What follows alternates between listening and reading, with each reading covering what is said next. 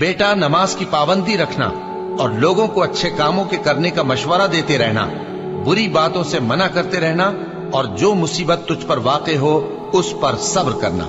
बेशक ये बड़ी हिम्मत के काम हैं।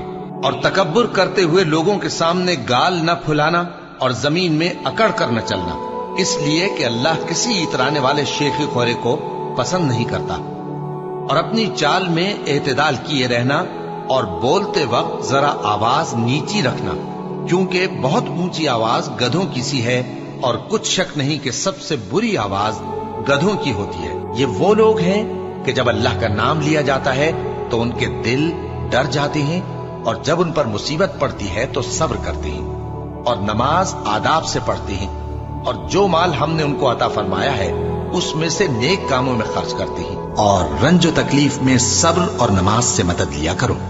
और बेशक नमाज गरा है, मगर उन लोगों पर गरा नहीं जो इज्ज करने वाले हैं, जो यकीन किए हुए हैं कि वो अपने परवरदिगार से मिलने वाले हैं और उसकी तरफ लौट कर जाने वाले हैं। सो तुम मुझे याद किया करो, मैं तुम्हें याद किया करूंगा, और मेरा एहसान मानते रहना और मेरी नाशुक्री ना करना।